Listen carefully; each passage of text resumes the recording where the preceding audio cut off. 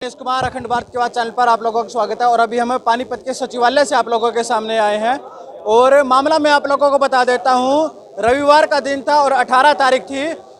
जो समय था लगभग 10 से 11 बजे का समय था और छतपुर गांव के पास एक मांस से भरी हुई गाड़ी एक सनोली चौकी पर रोकी जाती है, वहां पर रोकी जाती है और उसके बाद पुलिस को सूचना भी दी जाती है और फिर पुलिस मौके पर भी आती है, गाड़ी भी दी जाती है उनको। और आरोप इनके ऊपर गौ भक्त के ऊपर उल्टा लगा दिए जाते हैं कि इन जो गाड़ी चालक है, जो परिचालक है, उसके साथ मारपीट होती है, उसके साथ छीना झपटी होती है।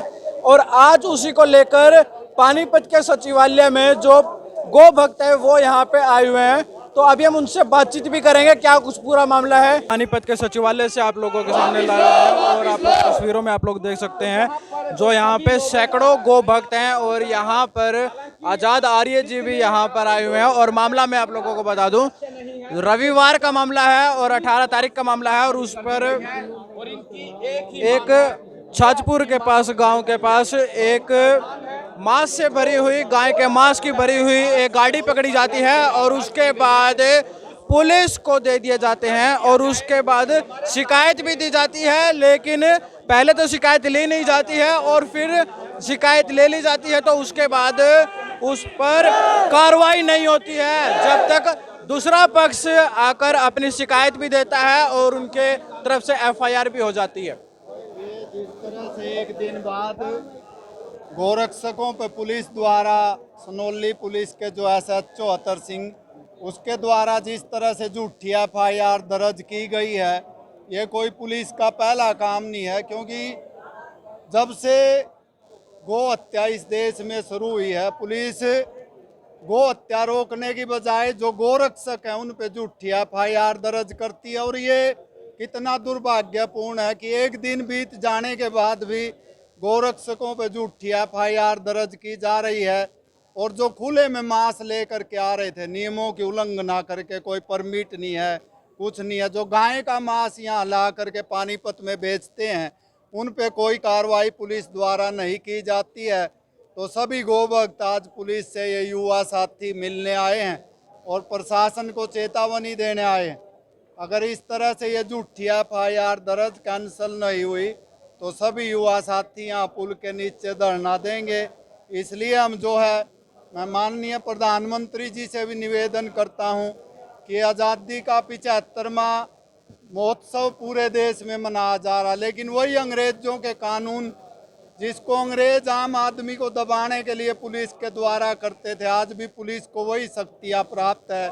किसी भी निर्दोष व्यक्ति पर जो FIR दर्ज कर देती है पुलिस, किसी भी युवा पर FIR दर्ज कर देती है झूठी। ये जीता जागता है एक तरह से उदाहरण है। माननीय मैं अनिल विज से निवेदन करता हूं कि किसी पुलिस अधिकारी को छोड़ के इसकी सारे मामले की जांच कराई जानी चाहिए। किस तरह से यूपी से अवैध मीट आता है और पानीपत में एक बहुत बड़ा मीट का बाजार बन गया है, जो बिना परमिट के दुकानें चलती है। पुलिस उनको रोकने के बजाय जो गौ माता और बेजुबान प्राणियों की रक्षा करते हैं उनकी आवाज़ दबाने के लिए मुकदमे दर्ज कर रही है। इसलिए हम SP महोदय से अभी निवेदन करेंगे कि जो झूठी FIR दर्ज की गई है उसको तुरंत वापस लिया जाए, नहीं तो पूरा हिंदू समाज, गौ भक्त समाज आंदोलन करेगा। बोलिए गौ माता की जय। एक बार ज्ञापन देखा रहे हैं। एक छोटा सा सर, आप ये बताइए कि चीते लाए गए करोड़ों रुपए के, कौन संभल नहीं रही लंबी वायरस से? देखिए ऐसा, देखिए सरकार जैसे आज चित्ते लाई है ना, कुछ टाइम बाद ऐसे गौ माता लाने पड़ेगी, लुप्त हो जाएगी। आज लिम्पी महामारी चली हुई है और यह हिंदूवादी सरकार चित्तों में को तो जहाज में लाती है, लेकिन लिम्पी बीमारी के लिए किसी को एक वैक्सीन तक नहीं देती। और जो आज हमें इकट्ठे हुए हैं, गुरुजी ने भी बताया आपको, 18 तारीख ने हमारे साथियों ने गाड़ी पकड़ी, हमने अपने नाम से बाई नाम FIR दी, पुलिस प्रशासन ने हमारे को उसकी रिसीविंग दी, लेकिन 18 ने हमारा पर्चा दर्ज ना करके 19 तारीख में झूठा मुकदमा हमारे पर दर्ज कर दिया गया। क्या लगता है इसके पीछे क्या कहानी है? पुलिस की मिलीभगत है जी, क्लियर बात है, पुलिस की मिलीभगत है। पुलिस चौकी के सामने हमने गाड़ी रोकी, ऑन रोड गांव के बीच में गाड़ी रोकी कि आप लोग पुलिस चौकी के सामने लूट खसोट हो सकती है? आप ये बताइए। पुलिस मौके पे है जब गाड़ी पकड़ी, जो बगैर नंबर प्लेट गाड़ी रोज 3 दिन नाका क्रॉस करके आती है, एक बंदा बगैर हेलमेट हो तो नजर आ जाता है, वो गाड़ी नजर नहीं आती, रोज 3 दिन नाके क्रॉस करके आती है। ये अवैध मीट का कारोबार जो होता है पुलिस प्रशासन की मिलीभगत से होता है। यहाँ पर आप लोग देख सकते हैं कि किस प्रकार से यहाँ पर नारे भी लगाए जा रहे हैं गौ माता के नाम पर। और सबसे बड़ी बात यह है कि कभी जो मौजूदा सरकार है वो गौ माता के नाम पर वोट मांगती थी, और अब जब गौ माता की सेवा करने की बारी आई तब चीते लेकर आए हैं 100 करोड़ के। जी हाँ, 100 करोड़ के चीते लेकर आए। और ये आप लोग बताएंगे इसमें कितनी सही है सरकार और कितनी गलत है। जब मौका आया कि गौ माता की सेवा की जाए उस समय चीतों की सेवा की जा रही है। जी हाँ, चीतों की सेवा की जा रही है। अब जो यहाँ पर ज्ञापन देने के लिए आए हुए थे, जो आजाद आर्य जी भी आए हुए थे और सैकड़ों गौ भक्त भी आए हुए थे, और इस मामले में आप लोग बताएंगे कितना सही हुआ है और कितना गलत हुआ है, क्योंकि आप सर्वे सर्वा हो।